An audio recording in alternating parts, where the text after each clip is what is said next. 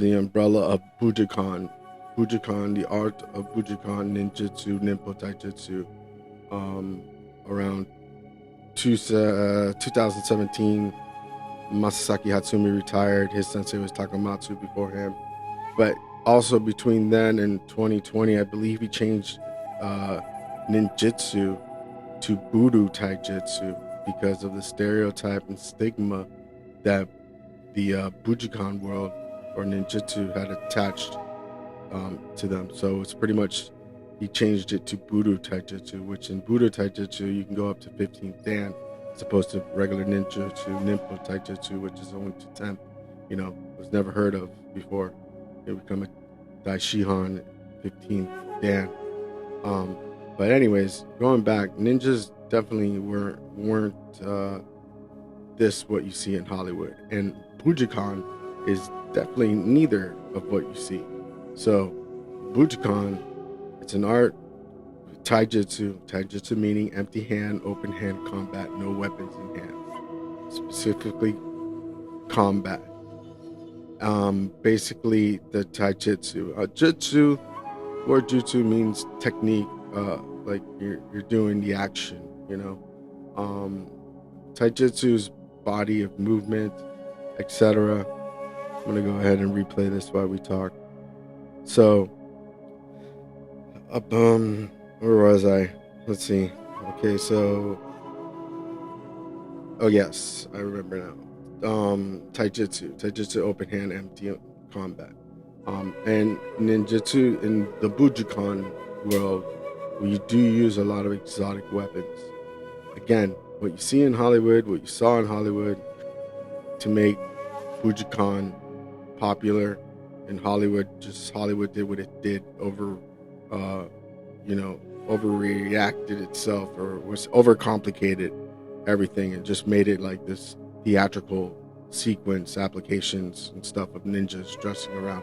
Now let me tell you, how people get into the Bujinkan world has something to do with the 90s, late 90s, early 80s ninja movies, because 40% started training in Bujinkan because of the 80s movies. So there's other percentages such as like self-defense, the culture, the art, you know, there's different percentages, but 40% of it, it's from anime or Hollywood. It's why you join the Bujinkan world. And the Bujinkan world is made up of 9 traditional schools. Won't name them all, but something like the Kushishinden-ryu, Gyokyo-ryu, Togoruku-ryu, and when Hatsumi retired in 2017, he passed that on to his other disciples, sokimanship to them, to each individual schools. Like Sensei Jisuka was Gyokyo-ryu, he passed away, fortunately. Basically, how it is that I learned ninjutsu through Bujinkan history, let's just say. And I learned the taijutsu watching it. And I learned it by getting criticized or critiqued in it.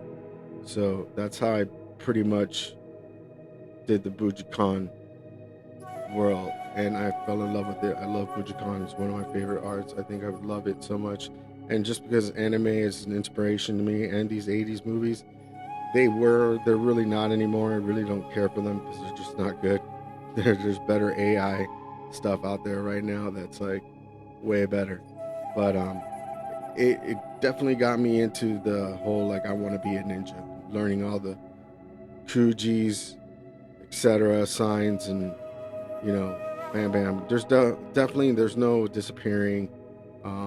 Even though there's genjutsu, which is a forbidden, and one of the schools is genjutsu. It's hallucinations. Back then ninjas would do some sort of seance or cast a spell or chanter and like create like some weird, I don't know, ghost or spiritual thing come out and in ninjutsu. But we stay away from genjutsu. That's not our thing. Also, with the horseback riding nowadays, we don't really horseback ride around anywhere in town. So, and we also don't carry katanas and swords with us on a daily day basis. This is why self-defense is practical and the part of self-defense in doing that. That's why I train in Bushido. I also train in Bushido to learn self-defense and to grow spiritually and through brotherhood. I have a great sensei, many senseis. Basically, there I learned self-defense and whole collaboration between ninjutsu and my self-defense style and a little bit of the Wing Chun and Bushido that I do kind of all blends into ninjutsu and my taijutsu, because nothing is wrong. Everything just needs to flow. So the taijutsu, a punch can come, I can outward block, but I can do it in a way where it's like this, and I grab, pull back, strike, strike, strike. In ninjutsu, it would flow this way. So in self-defense, it would just be more like here, here, as opposed to all these wave movements that we do in ninjutsu. But ninjutsu is combative, so it does have a lot of joint lock manipulations. I think Japanese small circle jiu-jitsu plays a big role in this, and joint locks, because we do a lot of joint locks in ninjutsu. Ninjutsu has a lot of takedowns. The difference is that in ninjutsu, when you're in uke, you have to go along with your partner, because in ninjutsu, every takedown involves a roll from the uke. So if I were to put him in a gan sakanaki, which is a shoulder rock throw, and toss him over my shoulder, he's not gonna face plant down like probably a normal person would do, or someone maybe from another art or something. No, in ninjutsu, what you're gonna do is you're gonna create a flipping roll break fall, and that's in ninjutsu on almost every execution of the technique, or waza, which is like kata involving two people though, or more. But you need to learn how to roll. That's the thing. Rolling is important. You have to be able to be friendly with the groundwork that you do, locks, etc. All that stuff comes into play. So with that being said, yeah, ninjutsu's awesome, but not everybody wants to get thrown and flipped at the end. But it does have combative stuff. There's you have the outside wrist lock, right, where the wrist faces outside, and that's called the amote gyaku. The wrist is facing outside, and then when the wrist is facing in, that's called an uragaku, and that is an inward wrist lock because the wrist is facing the body. Some can say inside, far side, back side, but that is the actual Japanese terminology for that kind of lock. There's also different kind of lock, otokanaki, mishidori, musadori, there's all those kind of locks. But ninjutsu flows, self-defense it is what it is. It's self-defense. You want to get in and out. You want to simplify everything, and you want to make sure that you're capable of defending yourself quickly and the fight in less than 2 or 3 seconds. That's how it should be. Ninjutsu is more of an art, so I take that more seriously in the sense of a passion of lineage and a passion of following through the IBDA that I'm affiliated with. And where I have my sensei, black belt, I say ninjutsu to me is a great art, and I love the taijutsu and the whole combative side to it. It's awesome. I compare it to a little bit of Wing Chun. Wing Chun, I pretty much love the beauty forms of it, and then I love the economy of motion, the attack, follow it up, and then I love that. But that goes all with ninjutsu. So everything I do, let's say when I do Bushido and I do ninjutsu, that's just all comes together that's what makes you a better martial artist, I would say. So at the end of the day, like, Hollywood ninjas and the Bujinkan world has nothing to do with each other, and just was something that was brought over to the foreign country, and Hollywood took it and ran with it. So Bujinkan is the ninjutsu. Now, let me completely blow your mind. Nobody knows when Hatsumi is going to pass away, what's going to happen to the Bujinkan world. So lately, there's been a lot of Bujinkan non-schools. So let's say I want to learn ninjutsu. Well, a school now advertises ninjutsu. They can do that.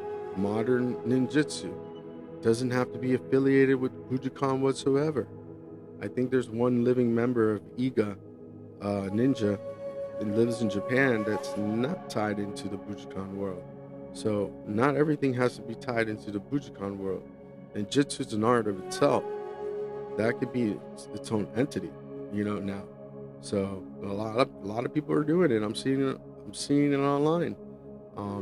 They're advertising ninjutsu online courses or ninjutsu dojos, actual physical dojos, but it has nothing to do with Bujinkan.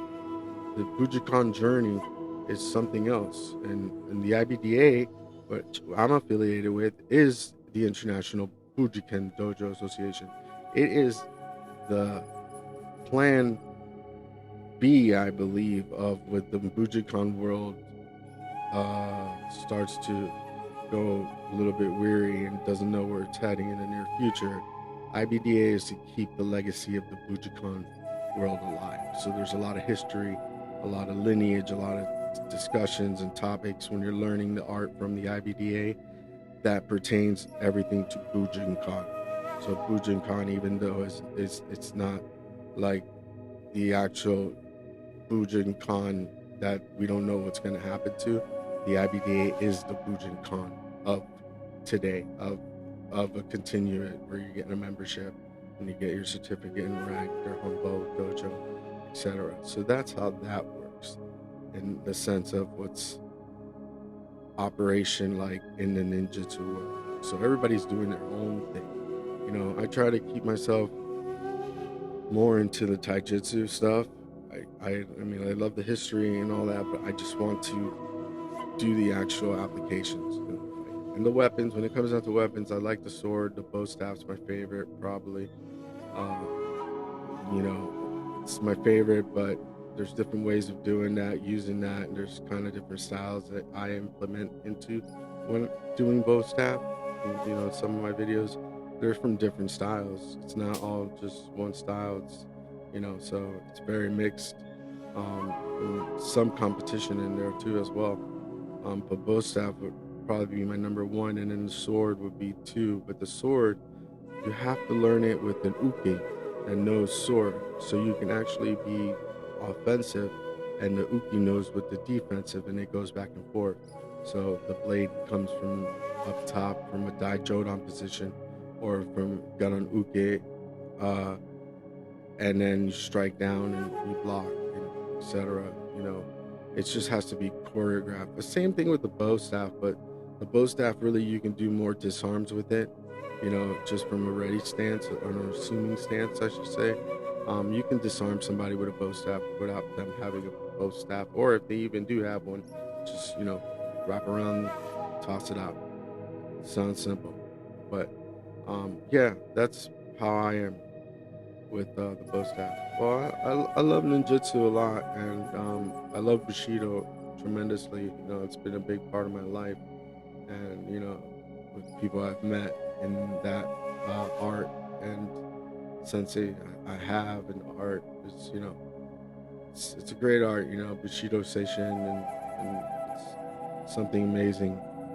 But with ninjutsu, it's just like my little baby, like inside of me, like, I want to be this ninja. So I train at the dojo here at my house, wearing a shikuzu, and the full ninja outfit, because I feel like if you're gonna join a ninja dojo, you're gonna dress like ninjas, right? I mean, you don't have to.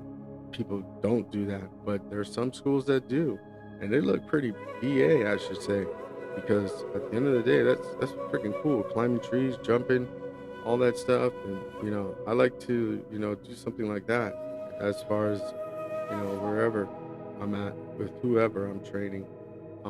Or you can just wear a regular gi, and that's it, and some tabi shoes, which are ninjutsu shoes, split toe shoes, whatever you want to call them.